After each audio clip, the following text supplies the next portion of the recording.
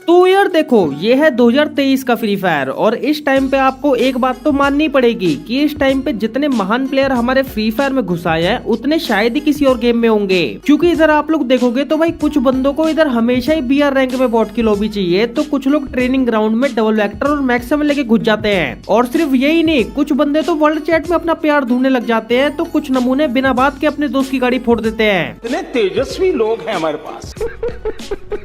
और हाँ, जैसे हमारे फ्री फायर में अलग अलग प्रकार के नमूने हैं, वैसी इसी फ्री फायर में बहुत प्रकार के हेडशॉट ट्रिक्स भी हैं। लेकिन फ्री फायर से ज्यादा हेडशॉट ट्रिक आपको यूट्यूब पर मिल जाएंगी। मतलब कुछ लोगों ने ऐसी वन टैप हेडशॉट ट्रिक खोज खोज के वीडियो बना रखी है जो कि फ्री फायर वाले खुद आज तक नहीं खोज पाए हैं। जनता को आप मूर्ख समझना बंद कर दीजिए।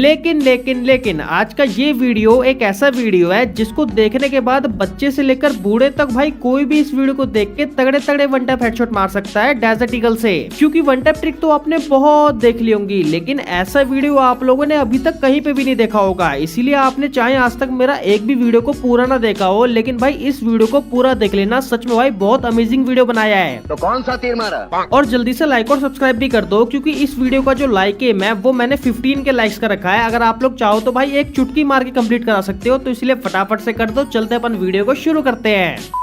तो देखो, आज की इस वीडियो में मैं आप लोगों को सिंपली 3 स्टेप में इस वन टैप ट्रिक को बताने वाला हूँ और 3rd स्टेप के बाद तो आप लोग गारंटेड सीख ही जाओगे। तो इसीलिए अगर आपने आज से पहले कभी भी डेजर्ट ईगल से हेडशॉट नहीं मारा है तो भी आप लोगों को कोई टेंशन लेने की जरूरत नहीं है, क्योंकि अपन अभी जिंदा है।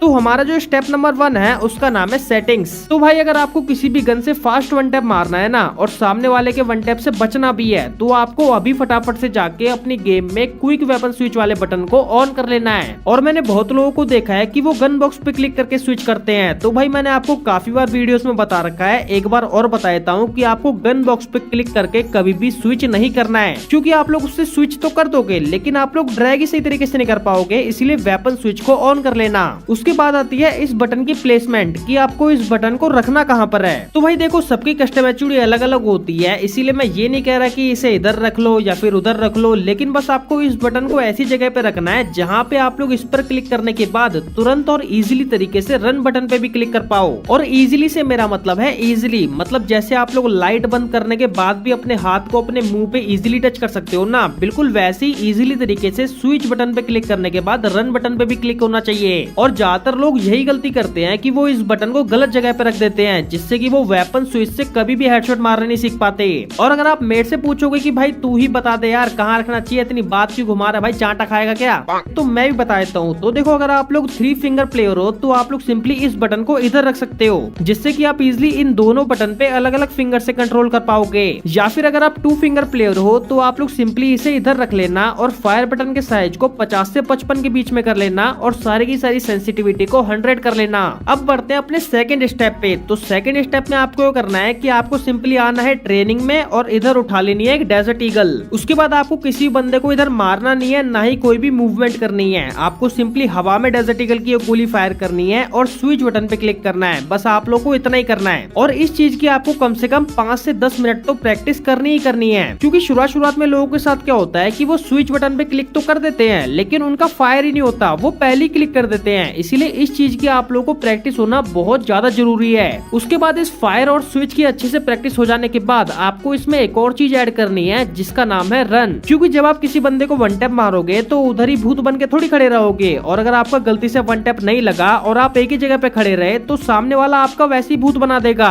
तो इसीलिए आपको फायर स्विच रन की प्रैक्टिस करनी है। मतलब आपको पहले फायर करना है, फिर स्विच करना है और फिर रन कर देना है। बहुत सिंपल है, लेकिन ये चीज बोलने में तो बहुत ज्यादा सिंपल है, लेकिन इसकी प्रैक्टिस आपको बहुत ज्यादा होनी चाहिए, क्योंकि पूरी की पूरी वन टैप ट्रिक इसी पे टिकी हुई है। अब बात करते हैं अपनी 3rd स्टेप की, जो कि है वन टैप ट्रिक। मतलब आपको पिछले 2 स्टेप्स की मदद से किसी बंदे को वन टैप कैसे लगाना है। तो देखो, जब आप किसी बंदे को वन टैप लगाने जाओगे तो या तो आप उस बंदे के लॉन्ग रेंज में होगे, या मिड में होगे, या फिर शॉर्ट में होगे, या फिर अगर आप लोग कोई और सी भी रेंज में जा सकते हो तो वो आप लोग मुझे कमेंट करके जरूर बताना। तो सबसे पहले बात करते हैं लॉन्ग रेंज की। तो आपको तो पता ही है कि जैसे जैसे आप लोग एनिमी से दूर जाते जाते हो, वैसे आपका जो एम लॉक है वो कम होता चले जाता है। तो अगर आपको डेजर्ट ईगल से लॉन्ग रेंज पे हेडशॉट लगाना है ना, तो भाई बहुत सिंपल ट्रिक है। बस आप लोगों को रेड एम आते ही हल्का सा ऊपर की साइड ड्रैग कर देना है। आप लोगों को बिल्कुल भी फायर बटन को घुमाना उमाना नहीं है, बस आपको सिंपली ऊपर की साइड डायरेक्ट ड्रैग कर देना है। बहुत तगड़ा वन टैप कनेक्ट होगा। और आप लोग यहाँ पे किसी भी क्लिप में देख लो कि भाई जैसे ही मेरा एम रेड हो रहा है वैसे मैं हल्का सा ऊपर की साइड ड्रैग कर दे रहा हूँ, जिससे कि इजीली वन टैप कनेक्ट हो जा रहा है। क्योंकि लॉन्ग रेंज में एनिमी बहुत ज्यादा छोटा दिख रहा होता है, तो इसीलिए ज्यादा एम लॉक बॉडी पर होता ही नहीं है। अब बात करते हैं मिड रेंज की। तो मिड रेंज में भी आपको रेड एम करके ड्रैग करना है, लेकिन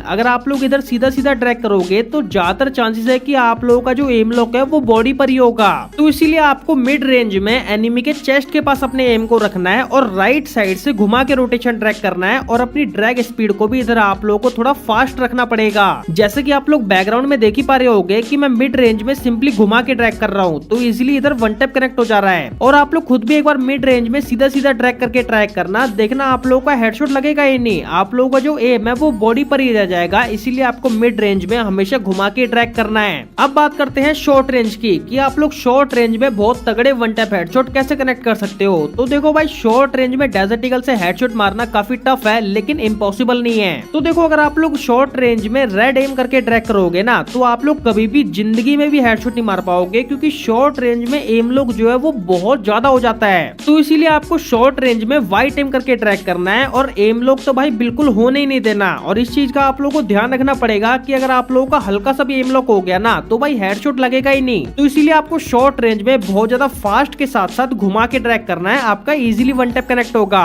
और मैंने आपको इस वीडियो में फायर स्विच रन को एक अलग स्टेप में बताया है और हेडशॉट ट्रिक को एक अलग स्टेप में बताया है, क्योंकि अगर मैं एक ही में बताया था तो ना तो आप लोग फायर स्विच रन की प्रैक्टिस कर पाते और ना ही हेडशॉट मार पाते। तो इसीलिए आपको फायर स्विच रन की भाई अच्छे से प्रैक्टिस करनी है, और उसकी अच्छे से प्रैक्टिस हो जाने के बाद हेडशॉट ट्रिक को आपको उसमें अप्लाई करना है। देखना आप लोग पक्का तगड़े तगड़े वन टैप कनेक्ट कर पाओगे। और अगर आपको ये वीडियो अच्छा लगा हो तो भाई कमेंट करके मुझे जरूर बताना, और लाइक और सब्सक्राइब करना भी बिल्कुल मत भूलना।